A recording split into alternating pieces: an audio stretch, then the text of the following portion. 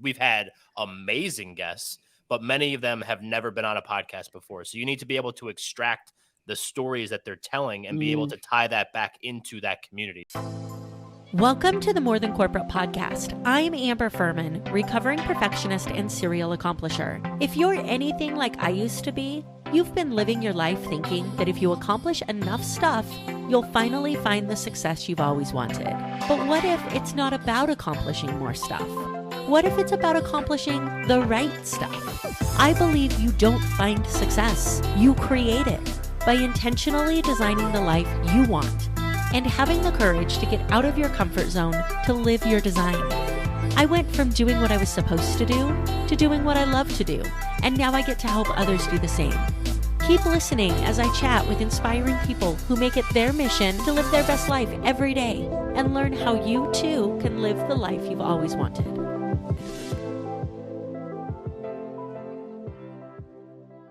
Welcome back to another episode of the More Than Corporate podcast. We're going to have a ton of fun on the show today. I have Mike Ham, who is not only a great friend of mine, but a wonderful human being, a great podcaster, and he has so much to teach the world about communication and podcasting and just being a good person that people can connect with. So I'm really excited to dig into his story and his words of wisdom.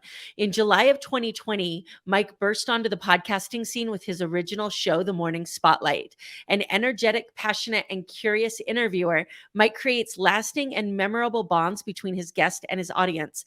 As a respected member of the podcasting community, he has been asked to speak at podcasting events like Podfest Expo and the PodPros Summit. Mike was born and raised in the Garden State, which is New Jersey, for any of you who have not been over there and I didn't know, and has lived there most of his life. One aspect of New Jersey he particularly loves is its diversity. Throughout his travels and the episodes that he's recorded, the stories Mike helps tell define what being from New Jersey is all about. I'm super excited to dig into this episode because Mike has done some really cool stuff in the podcasting space, and that translates into what every business owner and entrepreneur wants to accomplish, and that's connection with people. So I'm really excited to dig into this. Before I bring Mike on, I want to remind you that this episode is brought to you by Success Development Solutions and the Design Your Life group coaching program. We have openings for the group coaching program starting in September. If you are interested in having the support that you need, getting a mastermind type involvement, and being able to really grow your business to the next level, then this is the environment for you. If you want to see whether it's a good fit, then go ahead and head over to successdevelopmentsolutions.com/contact, and let's jump on a call to see whether it's a good fit for us to work together. And without further ado, let's go ahead and jump into this conversation with Mike. What's up, man? Not much. How you doing? I'm good. It's so good to connect with you again. It's been a couple months since I got to see you in person, so this is nice. Yeah, but we got spoiled at Podfest because it was awesome, and we spent a lot of time together doing a lot of cool stuff and having good combos. And now here we are. Yeah, so absolutely. I'm excited to chop it up with you a little bit today. Yeah, it's going to be a good time. So first of all, let's go ahead and talk about your show for just a minute. Greetings from the Garden State. This is not your first show. However, from listening to you talk, it is by far your favorite. Oh. So I want to know, what is it about this show that felt different to you? So this show, Greetings from the Garden State, it's on my shirts in case anybody forgets. So basically, like you said in the intro, this is the second show that I've started. Started the Morning Spotlight back in 2020 during COVID, because that was like a work project for myself to like network more and all that. And I fell in love with like the medium of podcasting, and I had a lot of fun doing it. But you're on Zoom calls all the time, and it was like more Zoom calls to do interviews. And then I just wanted to do something that was like a little bit different and do something that I was passionate about. And I have grown up here. I've lived here basically my entire life. I just turned 32 last week, so happy birthday to me. I think like it was one of those things where I was like, well, I'm from here, so why not start a show about people here in Jersey? So basically I have a cardboard box, which I put all my mics and my Zoom pod track and a couple cords and a camera and whatever. And I just drive around New Jersey, going to local businesses, nonprofits, other people that are doing cool stuff here in the state.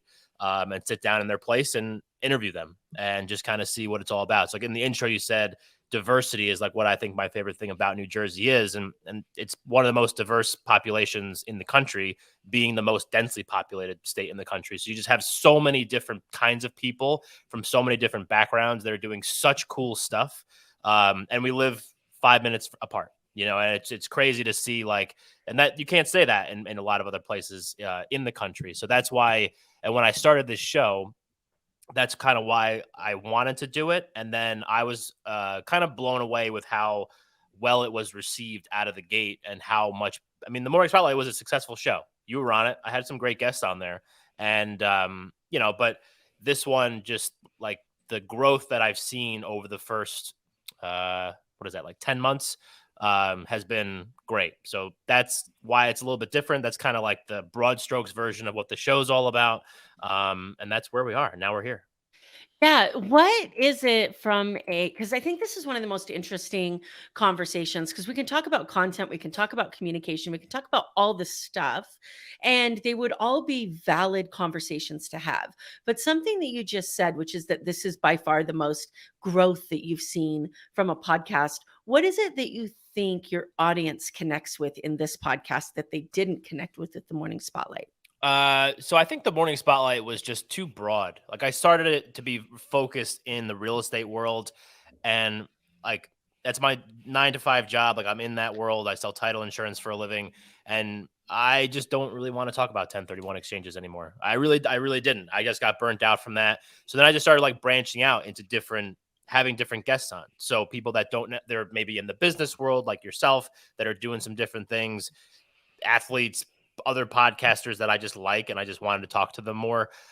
So I think while that one was a good show and a popular show, I think it wasn't specific to an audience. There was a community around it, but it was mostly other podcasters.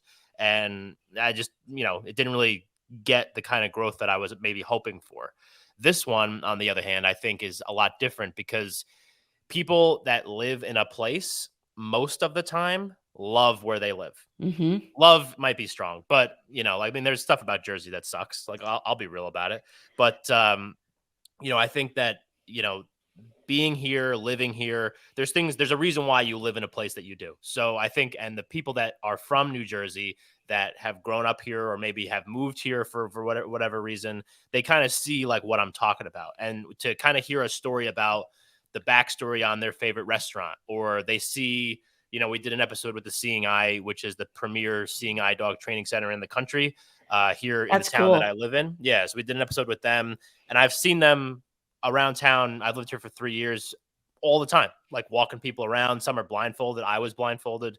And I'm always just like, how do they do that? And then you get to experience that, or at least listen to me experience that. And you're just like, whoa. And it kind of like, it blows you away a little bit. So then you just kind of dive into stuff that's happening right in your backyard, and you realize how much cool stuff is there. And then you learn to appreciate it even more. So I think that's why the growth has been there, because people they may be unaware that this restaurant exists or this nonprofit exists or whatever. But as soon as someone is like, hey, this is what we got, like right here in Morristown, people are like, whoa, that's awesome. And it's like a built-in community. Like if you live here, you're part of it. So you don't even need to actually build one.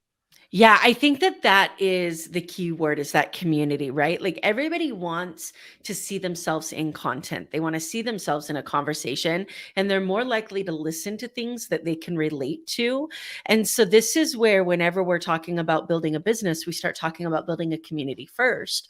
What's really cool about what you've done is you've taken a community that largely gets overlooked and just lumped in with the tri-state area, right? Yeah. How many times do you hear New Jersey talked about by itself? I think the first time, and okay, you guys, I didn't fail geography, all right? I know, but I think we know we have a state called New Jersey. Yeah. But I think the first time that we were talking about it, I was like, oh yeah, Jersey's got to be a good city, right? Like, because that's just the way that you think about it, because it's so small and it's a part of New York and it's part of the tri-state area. Yeah. So you're taking this thing that people have pride in because they live in it, and you're saying, hey, this is your community, and these are all the amazing things in it.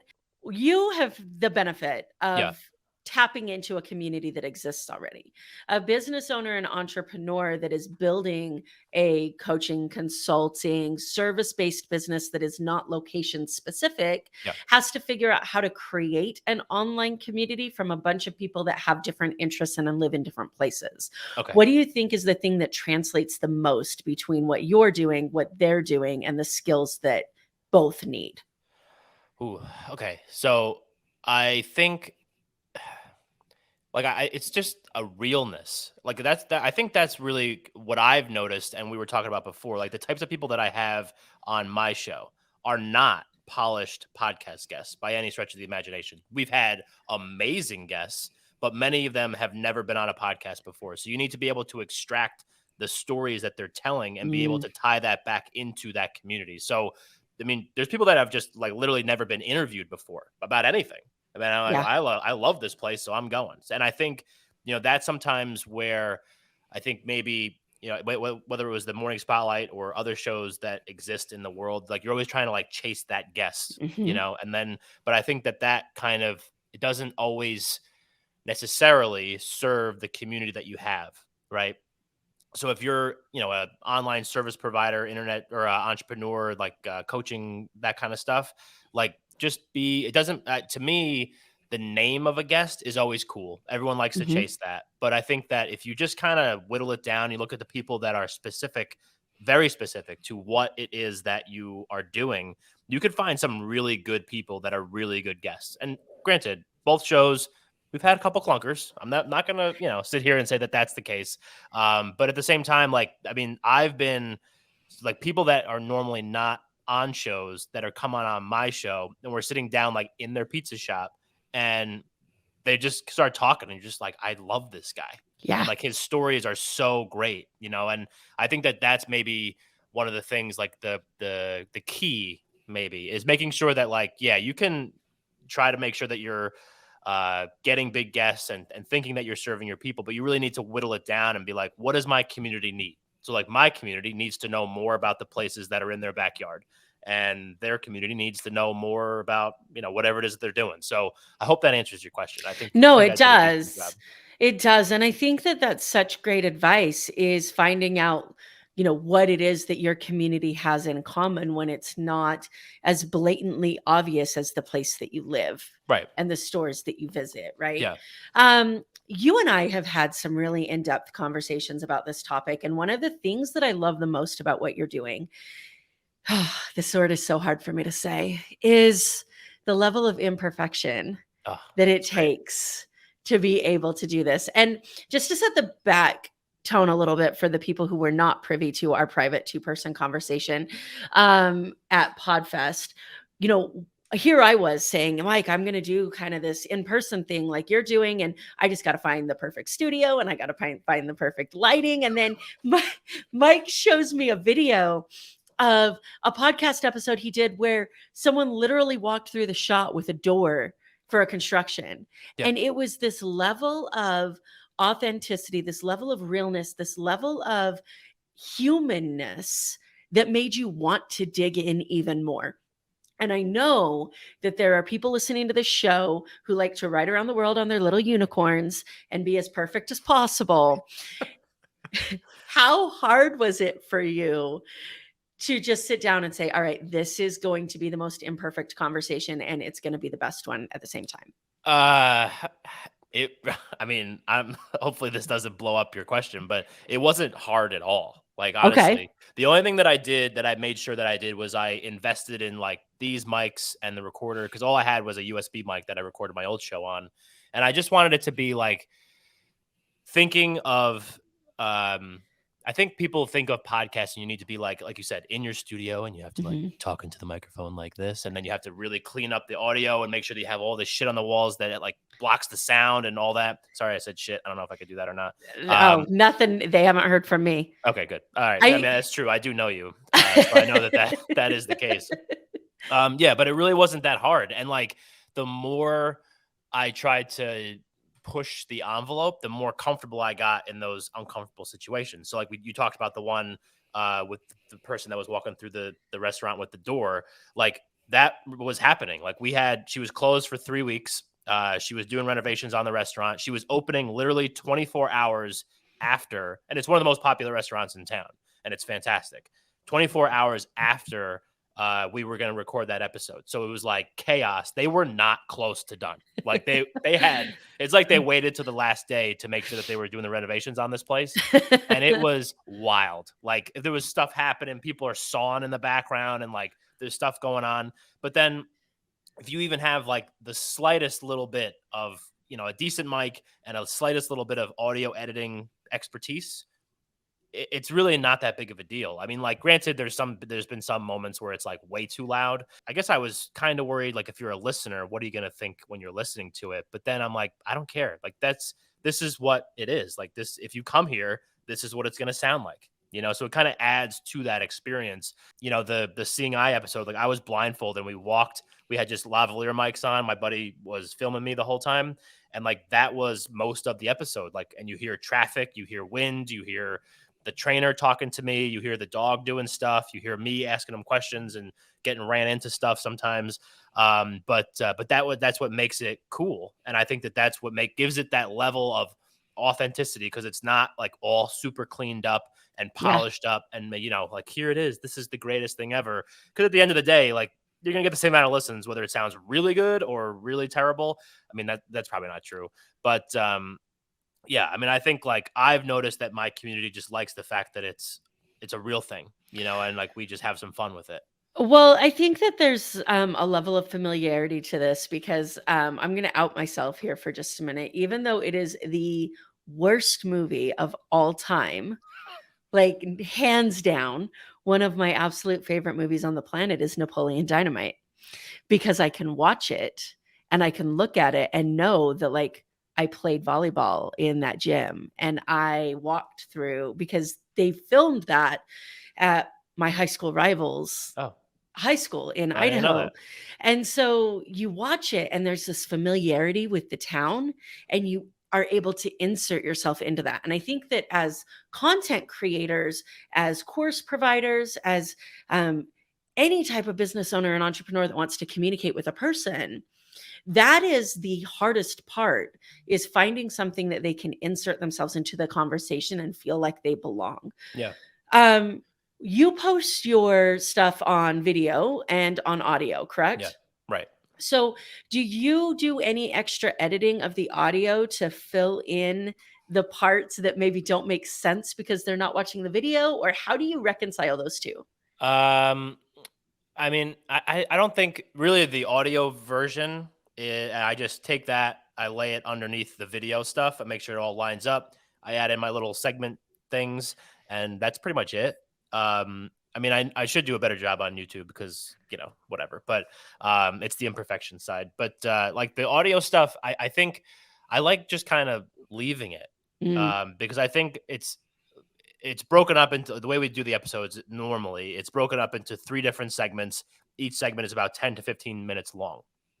So that kind of gives that listener like a break to get out of that thing and then onto a new topic, so they know when those things are coming. But I think that like if there's something that's visual that I know that if you're listening you can't see, I'll say, like, if you're watching on YouTube you could see it, but then maybe I'll describe it. Like I mean, granted, I couldn't describe anything when I was blindfolded, but like that's but that also I think adds to the experience of listening to that episode, because if you're just listening to the audio, that's all I did. I could only hear and feel what the dog was doing. So I think, like, I don't know, I like leaving it. I like it being like, it sounds, I clean up the sound. If there's like something crazy that happens in the episode, maybe I clean that up, like take it out, cut it out, whatever.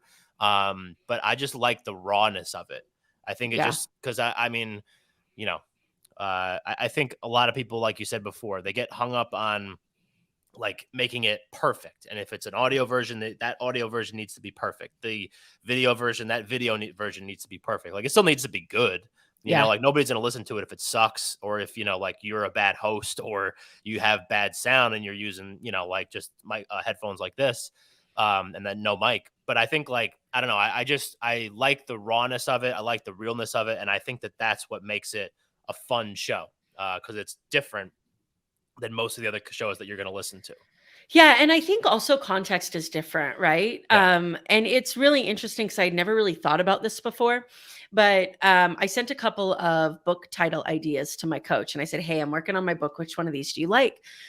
And she said, "I love them both, but I would expect very different books from them based upon the title." Yeah. And I had never thought about that before. This approach works for you because of the type of show that you're doing. But if you were still doing the morning spotlight and you Oh, were it'd be way limiting different. it Yeah. directly to the business insurance world, this is never going to fly. People are going to Right. want to see a more professional setup. And so I think that that's incredibly important as we talk about content and creation and all of that stuff is what type of voice do you want this to be heard from? Yeah. Yeah, I think like and that was one of the things, and I always told this story when I started the morning spotlight. Like I started that show actually in May of 2020. So like it didn't really become a full-fledged podcast until July of 2020. But I remember when I started it, I was doing a lot of virtual networking events like right out of the gate. Like we shut down here in Jersey, I think March 16th or 17th in 2020. That next Tuesday, I started running virtual events and I would get 45 to 50 people every week out at those events. And then I was like, I have all these people and my LinkedIn stuff was doing really well. So I was like, why not? I've always heard that video is a good way to get more engagement on LinkedIn. And I was really doubling down on LinkedIn at the time. And I was like, why don't I just ask all these people to come on the show or come on us show and record? So I would have like a suit jacket on and like sometimes a tie and my hair was a mess, but when I had hair and like the beard was like mangy and stuff. Even at that point, it was only May. But I would sit just here and I would have my headphones in like this and I would do like a very scripted, very like buttoned up, polished, same three questions to every person interview. And they were only 5 minutes and I would post one every single day. And that's like in the morning spotlight. That's kind of Mhm. how that was born. And then, I was like, curve's going to be flat. We'll be good in 2 weeks. Obviously, that didn't happen. But I had so many people that wanted to do that show. So I did that show for 12 weeks straight. So I did 60 episodes in 12 weeks, which is a lot. Mhm. But then I was like, there's like so much more that I want to do. Like I want to add myself into this, which is when I transitioned it into a more traditional podcast so that I could talk more. And that's when I bought like my first ever mic, like my USB mic, the Fine, I think it's called. I don't even know what actually the brand name is. And like I set up my green screen background that I used to have. I don't have it anymore because the thing broke. And I just like wanted to make it more me. And then Mhm. even that became constrictive because I was Mhm. like stuck in this little, Zoom window or a StreamYard Yep. window or whatever. And even though I was like bringing it like high energy kind of stuff, I just like felt like I needed to just do more, and like, I think, just thinking podcasts in general, I think that like everyone's trying to make them all sound exactly the same. Like if you're doing the same show, whether the topics and the content's different, but it all sounds the same, like what is driving people to your show? Like why do they want to listen to it? But then they hear about this guy that like goes and drinks at a bar with a guy and like just starts talking to him and Mhm. like about his business. And that's what people, at least in my opinion and the experiences that I've had, like people like that. Like they want Yeah. to hear those stories because it's different. It's a different sound. It's a different voice. It's a different vibe. Everything's different about it. Like the guests are different. Like who the hell even has, I don't know, fill in the blank and name a person I've had on the show so far. Because we're at like 44 episodes, I think, at this point. Mhm. But they're not like there's been probably 75% of the time I've had someone on the show. They're like, I've never done a podcast before. Mhm. And I'm like, yes, I love that. Yeah, me too. And I think that my experiences with doing local interviews are a little bit different because I didn't do them in person. And so I found, and that's changing because Yeah. I got office space and I'm doing in person stuff now. So I'm so Right. excited. Nice. Um, but it was hard to get somebody who is not familiar with the virtual podcasting world, Yep. doesn't have great audio equipment, to feel comfortable being themselves in this. Like for somebody who's used to podcasting, used to doing interviews, this is great.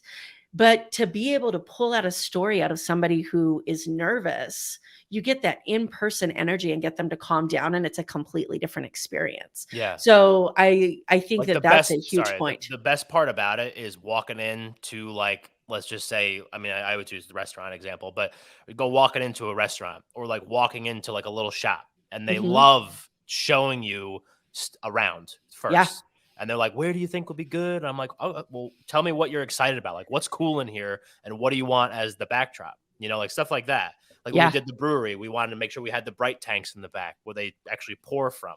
So we had like the bar in the background, we had all the tanks in the background, and that was great. And we sat like their big, oak tree wooden tables, stuff like that. I think people get excited about their Mhm. business because it's their business and they're passionate about it to some degree, but it's also like how they feed their families. So you got to Yeah. respect that too. But people love talking about the stuff that they're doing. They don't necessarily always love talking about themselves because they Yep. don't think they are important or they have a story. But then kind of like when you get them talking and you're just like, oh, tell me how you got this idea.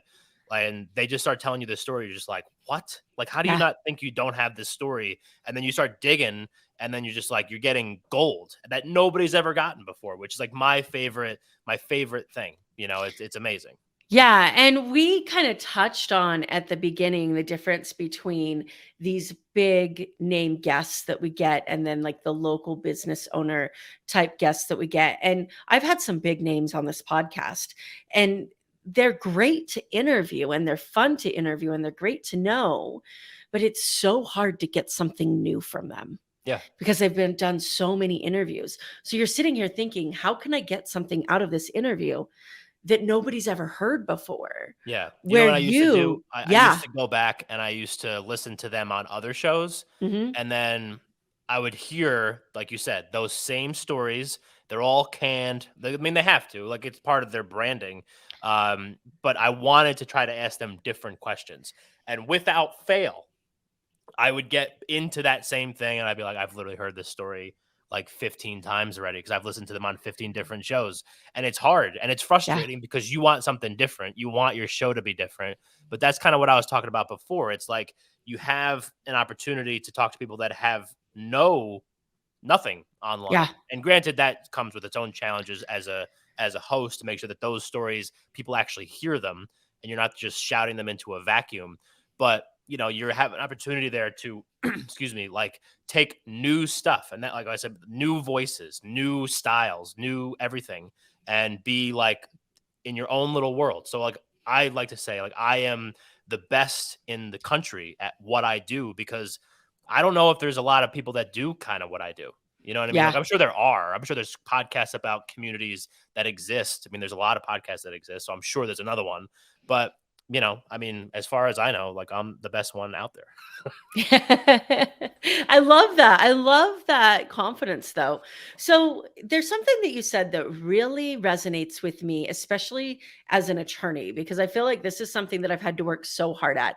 You seem to be a natural communicator, and I don't know how much of that comes from podcasting. That your ability to tell a story in a way that defines things and describes things for somebody who is not able to see your video so that they get a similar experience to somebody who's watching the video is some of the best interviewing I've ever seen. Oh, thank you. Is that You're welcome. Is that something that you feel like you were naturally gifted at, or did you have some experiences growing up that made that possible? I was always very shy. And then I started after college. I was a college baseball coach. I don't know if you knew that about me. No, And I I did, didn't. yeah. So I played baseball in college. I coached college baseball for like 5 years, and so and I got better at communicating, like kind of what I wanted. I coached pitchers. I was a pitching coach, and better at like what I wanted them to be doing, like. So that was kind of like my first foray into it. And then doing my actual job, like go being on like sales calls and whatever. I mean, you get my first few, like I remember them. I still joke about, I still have some of those clients somehow because those meetings were awful. Mhm. But I just like wasn't good at communicating or like figuring out what it was that I wanted.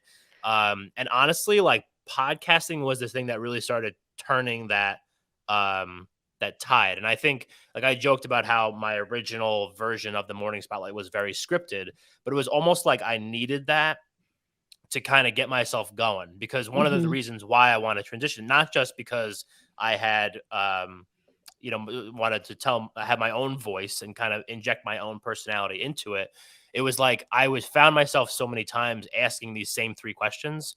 I was like, oh my God, I really want to ask a follow-up question, but I have to get to this next Mm, question.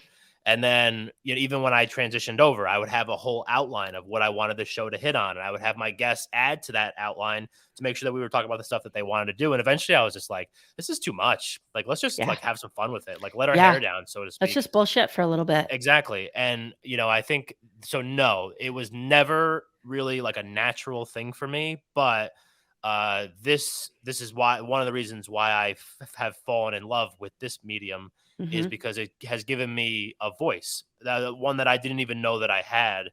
And the more, and like I said before, like pushing the envelope on Greetings from the Garden State and what we can do, uh, that's kind of my journey so far too. It's pushing the envelope on me and seeing how far I could push myself into that next strata of like doing cool shit.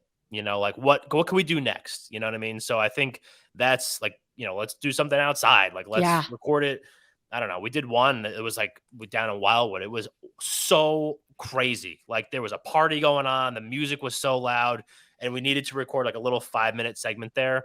And I was like, well, we just got to do it. Like, and my guest was like, are you sure? Like, cause she's used to recording in the studio. And I was like, no, we're doing it, and I'll figure it out on the back end. But yeah, I mean, so to answer your question, long story short, no, this was not something that's natural for me. And there is still even times now where it's unnatural. But I have seen this stuff and like me like this, um, spilling back over into my real life, because I think that Yeah. that's actually me, and I never really knew kind of like who that was. So yes, so podcasting, big fan. Everyone should have one. Yeah, I definitely agree with you. And I'm glad that you said the real life and that this is the way that you really are, because Podfest was the first real podcasting conference that I had gone to. And I think it was your first like real one I too, hadn't done because any others, I don't think. um it was like the first time after COVID that we both started our shows Yeah. in the virtual world. So what was so amazing to me is that we would find ourselves in these little pods of conversation where you have a bunch of people who have shows that are having conversations. And I can't tell you how many times I would leave a conversation and say, man, I wish I would have been recording that. And what I realized was that the people who are great at this, they talk about stuff on their show that they talk about in real life. Like, this is why I don't have an attorney show. To be completely honest, everybody's like, why don't you have an attorney show? Because I don't talk about attorney shit in real life. Like, it's Right. not what I love. Yeah. So it would be me turning on the camera and trying to be a professional version of somebody that I'm not. This shit, and you can attest to this, these are the conversations you and I have when nobody's watching. You know Right. what I mean? And Yeah. so I think that that is one of the biggest keys that people need to tap into when they're talking about building their businesses, whether it's podcast or anything else, is what am I naturally going to talk about? And how do I take that into this conversation? Yeah, I think like that was to me the best thing about Podfest. It was just like, to be straight, I didn't sit on many speakers. I'll just be honest. I went No, me down neither. and I didn't go to many sessions, but like I got so much out of like when we would have lunch together, or like Mhm. just talking to like bullshitting with somebody in the hallway. And next thing you know, I remember our friend Pablo and I were just kind of like talking in the hallway. And next thing you know, there was like you eventually came too. There was like 15 people around us, and we're Mhm. all just kind of like chatting, Yeah. and like having drinks as long as it was early on in the night and I wasn't too gone, or stuff like that. I mean, I think that's when you see like the real people. Like Mhm. I know that people have, like, some people put on like a little act. Whoop, hit my headphones. A little act about like they're the host and like, hey, Yeah. welcome to Greetings from the Garden State. And you're like, go fuck yourself, and Yeah. like, and people have asked me before, like, how do you like get like authentic laughs on your show, or You like tell authentic. funny stories. Yeah, or you're just like you're talking to somebody. Like, just Yeah. be normal, like be yourself. Like, just have a normal conversation with Yeah. somebody, and like you said, hit record. And I think like, so that was what I was most impressed. And I got the most ideas from those conversations about how I could be a better host. I can make my show better. But it's just kind of like just chatting, and you don't even know Yeah. kind of like where that conversation was going to go. And then next thing you know, you're just like, you're in the weeds, and you are getting gold from people that have like really good stuff to share. And that's one of the things too. It's like, you're in Vegas, I'm in Jersey. We have people from Colorado, people from Florida, people from wherever. And like having the conversation with people that come from different parts of the country, like when I'm here and I have people that come from different cultural backgrounds, because there's a lot of different ones that we've had on the show, it kind of like changes your perspective a little bit, and it changes kind of how you see whatever that topic is. So like, I think for me here in Jersey, it kind of changes my view on Jersey as a whole, and maybe even like the world, because such a melting pot of people. But then being around other podcasters that do different shows and come from different parts of the country, it's like, oh, I never even thought of that about doing something like that. And it just, it's like a vibe thing, and like you start to attract the same people that the energy that you're putting out. So that I'm all in on that. So I next agree with conference you. we're going to 0 speakers, unless it's either you or me. I'll go. Absolutely. Like, and then I went to New York for an attorney conference, and it was so hard for me to sit through speakers, because I'm like, I could buy this stuff. I could buy this stuff and I could listen to it. I want to be out making connections that matter. And I think we could, and maybe we should, do this whole list of things that business owners could learn from podcasters, because I think there's a shit ton of them. Yeah. I want to know though, I found this just completely comfortable place of home at Podfest when I was surrounded by podcasters. And I realized that I wasn't getting into 2, 3, 4, 5 minute conversations with anybody. I was on the way to a session that I wanted to go watch. And then 45 minutes later, the session's over and I'm still talking about something that I'm completely enthralled in here. And I think that I sat back wondering, why does that happen? Well, I want to know your answer first. What do you think it was that allowed such deep connection? Because there's 15, 20 of us that had never met in person. Right. And it was like meeting our best friends. Yeah, I think at that point I had only met like Eric in person. Yeah. And everybody else was just either virtual connections or I had never met them before in my life. I think honestly, if you're going to spend the money to go to a conference like that, that's like, for you, it's not your full-time job. For me, it's not my full-time job. So if I'm spending money on myself to go down and level up, I'm expecting, a certain thing. And the thing that I found was that you have a whole bunch of people there, 1,500 or whatever it was, that are passionate about the same thing that you're passionate about. So like, you just start talking about these things and like random people. And all of a sudden you're just like, oh my God, I love that. I love that too. And then you just like going with it. And it's funny that you mentioned the attorney conference in New York. But a couple weeks after Podfest, I was in Jersey City at a real estate conference, and I was miserable because it was a bunch of phony, like slicked back hair, like, hey, how many points is this? Like, what's the interest rate on? Is this deal going to pencil out? Like, come on, dude. Like, just give it a break. Like, nobody really thinks that you're that cool or that really into what you're doing. And I was like, this is the worst. Like, I just want to go back to Podfest because at least people there, like, I had something in common with, and we were trying to, like, passionate about the same thing and there for the same reason. So I think that that's really what it comes down to, having the beauty of the virtual connection stuff, like you and some of my other friends, that I like knew immediately that once we met in person, like that was going to kind of go the same way, because we had spent so much time together doing different things and in different environments beyond just recording episodes. And then like they know a couple more people, and then they're usually like, the same. And then like I know a couple more people that you don't know, and you know a couple more people that I don't know. And next thing you know, you're snowball into just this whole group of people that at a karaoke love the same thing at a karaoke bar. Trying to sing Born to Run. Realize that I can't. Exactly. I knew I couldn't sing, but that's okay. I 100% agree with you. And I think what's so interesting is, in a world where people value connection and conversation, so many people are afraid to ask the questions. And I think that's what makes podcasters so great, is for the most part, like, we don't give a fuck. Like, I'm going to ask the question, and if you don't want to answer it, it's on you not to answer it. Yeah. And so I think that was one of the things that also made Podfest so amazing, and podcasting in general so amazing, is I think that podcasters as a whole, the people who love it, value real deep connection And I don't give a shit what the weather is or what you had for dinner last night, unless it's going to tie into what we're talking about some real passionate thing, right? Yeah. So bringing this in, first of all, let's do this in the last 20 minutes that we have. Somebody's listening to this and they're like, man, I didn't know podcasting was so amazing, but now I need one. 4 steps that they need to take to start a show. Ooh, okay. 4. Number 1, figure out what it is that you're passionate about. Right? That's Okay. number 1. You gotta be, if you don't love it, it is going to burn you out so fast. You won't even know what happens. You're gonna do the classic under 7 episodes, and you'll never make it past there. And so I would do figure out what you're passionate about. I would, and this is not something that I normally don't do. Like I've been joking that and it's not a joke.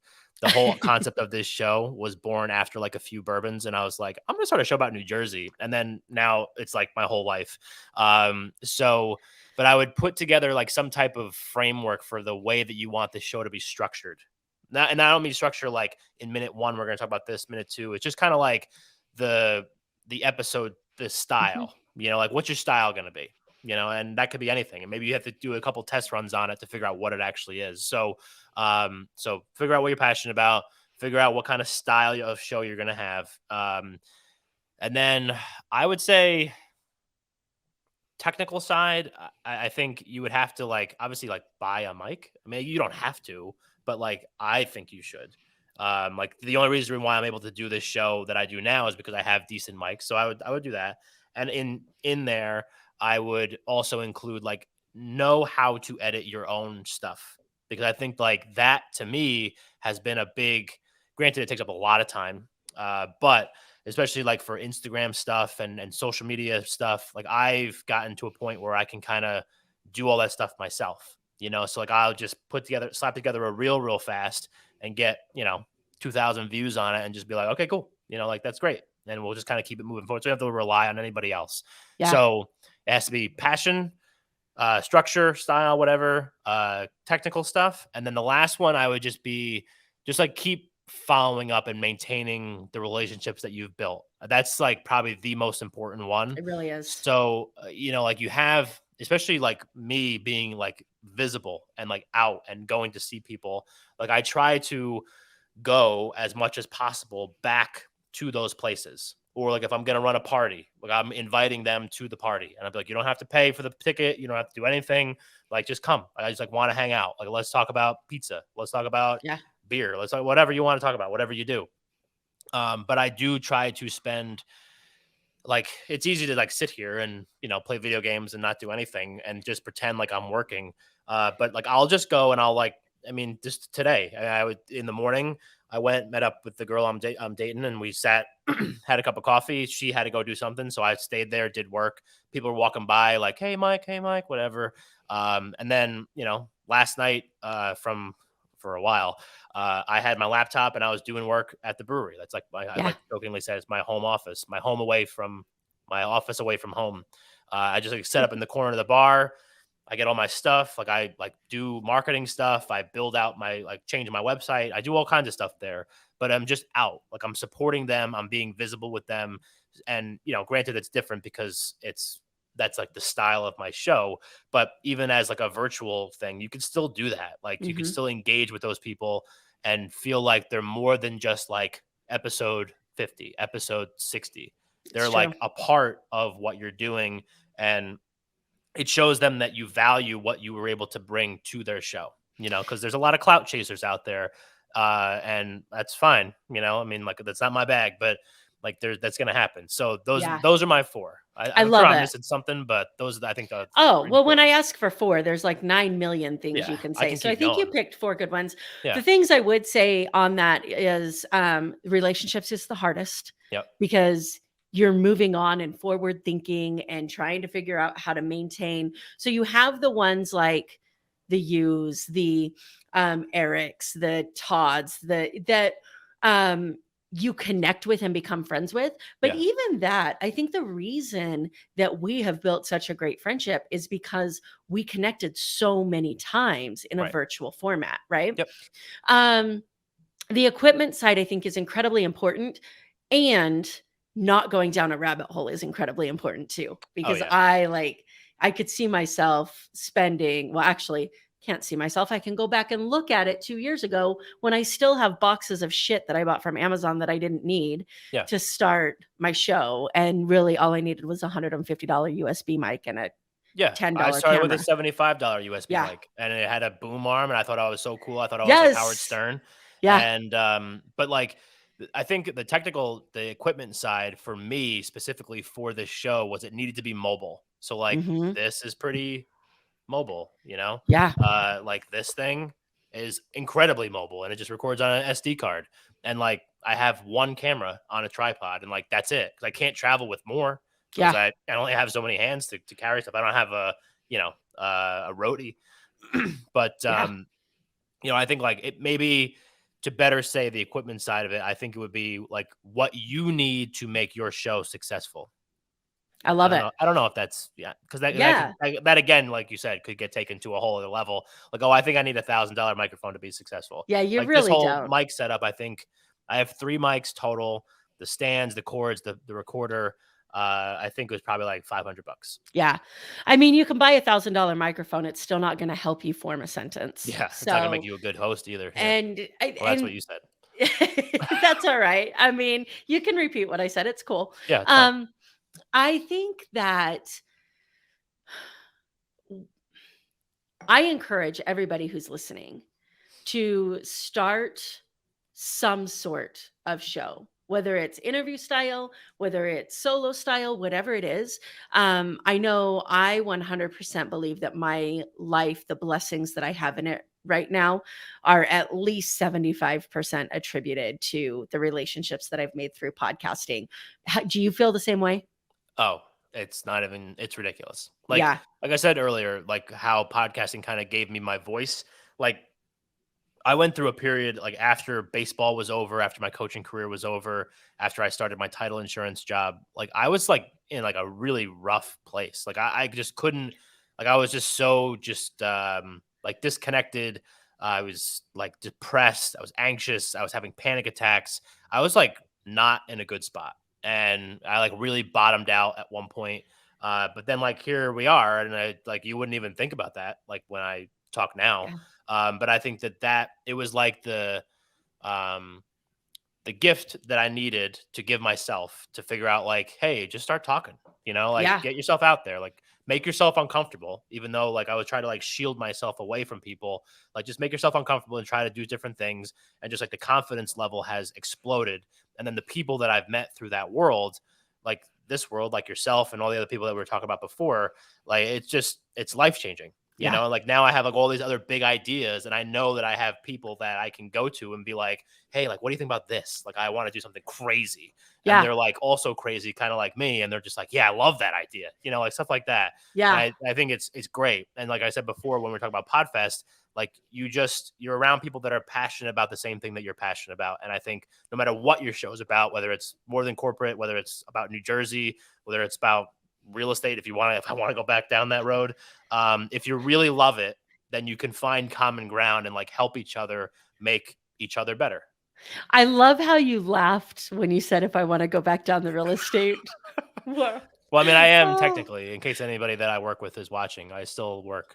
Yes, exactly. We still work. That's what people are always like, "Are you still an attorney?" Yes, I just don't like talking about it. Like, Yeah. and I was at lunch today with somebody and they're like, "You need to put as much effort into promoting your law office as you do promoting your podcast." And I'm like, I "Why? would have It's walked out of the lunch. boring. I would have It's walked out of lunch. so boring." Um Okay, so I just had the best idea ever for Okay. you. And I'm really excited to fly to New Jersey and take part in this when you say, Amber, this is the best idea ever, and I'm going to steal it.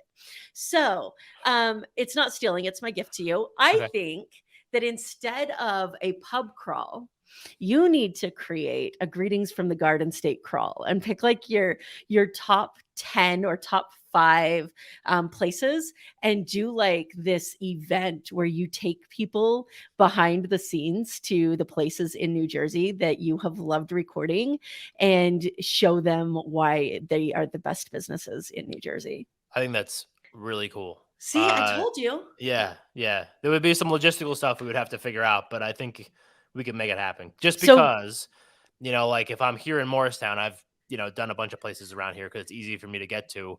But then you might have to drive like 2.5 hours down to Oh, yeah, I Wildwood. forget you're not Vegas. Everything's Yeah. not in a 7-mile Right. strip. Or you're down to like Asbury Park, it's like an hour. Up to Montague is another hour.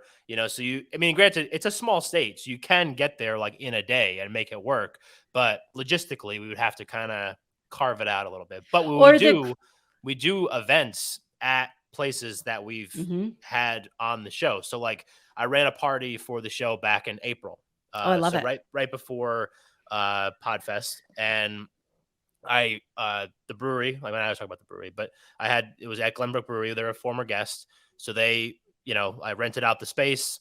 It was a free event. People just had to pay for the beers they drank. And then I reached out to all my other guests and was like, hey, I'm running this party. And if you want to donate food or raffle prizes or whatever, that would be awesome. And I had 5 restaurants send me food. I had 14 places send me raffle prizes, and I had 85 people show up to that event. And the show had only been around for 6 months, less probably at that point. And like, but that's kind of like sort of like what we did. We like engaged back with our community, and it was just kind of like a test run. I just wanted to see how it went. But basically, like, put people there in a place that we recorded. Maybe they hadn't been there. Maybe they're not familiar with, South and Pines food or this gluten-free bakery that we had send these like unbelievable brownies and donuts that they were like the biggest hit that we had there. But excuse me. And I think like that was cool. So we have done stuff like that. But we have some plans to do some more stuff soon. But yeah, I mean, I love that. It's getting, because that's the cool thing. Like, you're out Mhm. there. Like I mentioned before, the community exists. People live in the same community as me. So why not get them out and seeing the places firsthand with me? Because who wouldn't want to spend time with me? And go and have some fun and experience those things alongside me. Yeah, I mean, I really think everybody should wanna spend time with you. So, Yeah. if they're saying, "I can't fly to New Jersey, and I wouldn't know where to find you if I did," where do they find you online? Greetingsfromthegardenstate.com. That is the hub. You can get to any place you want. You can learn more about me. You can learn more about my team. You can learn about the episodes that we have. You can learn about our guests. You can link to some of their stuff, our sponsors, everything. Everything is hubbed at greetingsfromthegardenstate.com. I love it. Mike, it has been amazing having you on the show. Respect you so much as a podcaster. I value you as a friend, and it has been so much fun sharing some of the values of podcasting with you. So thank you so much. Oh, of course. Thank you so much for having me. I mean, like, we could probably keep talking for like Oh, hours, we could, and that's the hours. problem. Yeah. So So it we got to would wrap this up. I know, right? It's true. And we did, Yeah. like, for 4 days, Right. we were nonstop.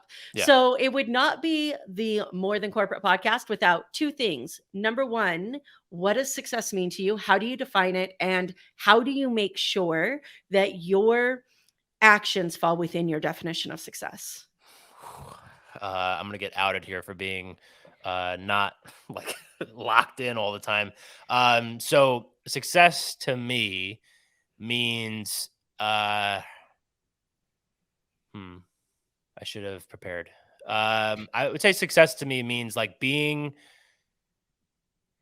happy with what you're doing and having that like uh what you're doing needs to impact yourself and other people. And I think that that's a big thing for me, because then you start to get that cycle and that snowball effect. Mhm. So I think that that's what it would be. I mean, granted, like money or fame or whatever is all cool, but I think that those things, when you start like really churning the relationship wheel, you start getting yourself to a point where that stuff starts to happen. So to me, and just like having fun with what you're doing is really important. So I think that's how I would define success. And what do I do to is that Yeah, so you've got 2 choices to make, and okay? you need to decide which one is gonna bring you closer to your definition of success. How do you decide? Um I don't know. It's a very in the moment thing. I'm a very in the moment guy. Like I said before, the show wasn't super planned, and we just went for it, and it clicked. There's been plenty of other ideas that I've had that I've went for, and it doesn't click. And or I like go for it for a little bit, and it clicks kind of, and then kind of like fades off. But um, I am a believer in the idea that like if you have an idea and like you think it could be something, just try it, you know? So like it's just saying yes to your brain and the creativity that your brain has, because people don't think that they're creative sometimes, but then you'll Mhm. be amazed that like the more you say yes to just like a crazy idea that you have, like I'm putting together like, or trying to at least put together like a huge event next fall. So 2023, stay tuned. But like that's wild. Like it's going to take a lot of time, effort, people, probably money. But I like really want to do it. And like, I'm saying yes to it. So if I have two choices and it's like between two things, I'm just going to choose something that's like creative, fun. We're going to go try it, make it new, make it fresh, make it whatever. So that's what I would say. I love it.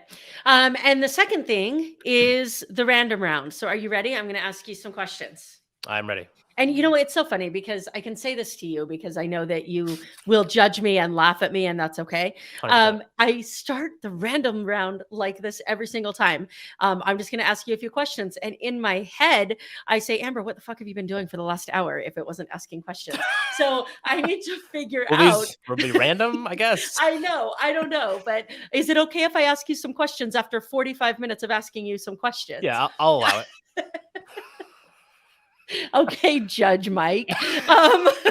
If you could have any profession other than what you're doing now, what do you think would be fun to attempt? I would like to open up a barbecue restaurant. Ooh, with a brewery, I'm sure. Yeah, that'd be badass. Yeah, Yeah. with some Bruce Springsteen stuff on the wall. Yeah, maybe. But I think it would Maybe. just be more like, I don't know. I would just love a place that's just kind of like divey, sort Yeah, of, and just like the food's gonna be really good. We got good beers, that kind of stuff. You come in, you sit down. There's like picnic tables and shit, and I love like it. yeah, Some of the best food I've ever had in my life came from a place that I was questioning whether or not I wanted to walk into. yeah. So sometimes So, those are the best places, yes. or you get food poisoning. Yeah, it's just like Either there's way, it's no a there's no in crapshoot. between. There's no like this place looks really shitty, and then you go and the food's like okay, this place is okay. It's either like Yeah, holy shit, this is amazing, or oh my I god, we might got to get die. out of here. Yeah, Yeah, yeah, it's true. All yeah. right. If you could time travel, where would you go and why? So my favorite era is the 60s because I think that that is like obviously a significant cultural time where like creativity really was starting to kind of like take hold and kind of pulling people away from their like kind of locked in view of the world. So I think that that's what I would say. Just to kind of like maybe like end of 1950s, like right before that started, and then to kind of like watch that unfold and kind of how, I mean, granted, there was a lot of crazy shit happening at that time, but kind of seeing like how the culture and everything kind of starts to turn on its head a little bit and starts making people think differently.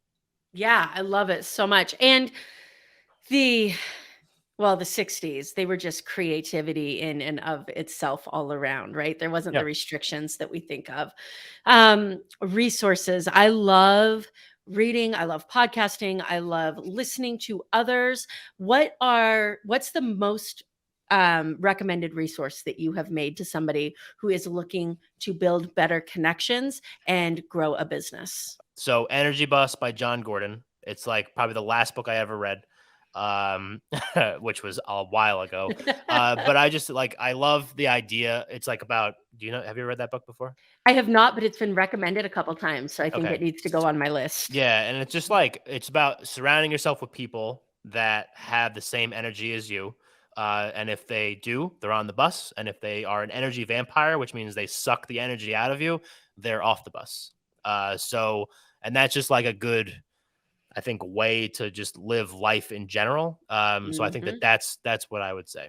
Energy bus. And the last question, hopefully this will be easier for you. Yeah. Sorry for No, sorry for not not at being. all. Yeah. Um, the last question, what is so you're getting ready to come out and speak and you need a song that's going to pump you up. What's playing? Wow. There could be so many different songs. Um, okay. So right now, right this Yes. second, I would Yes. say it's the theme song for the show, which is "Crazy" by Manny Cabo. He's a Okay. Jersey guy, also a podcaster.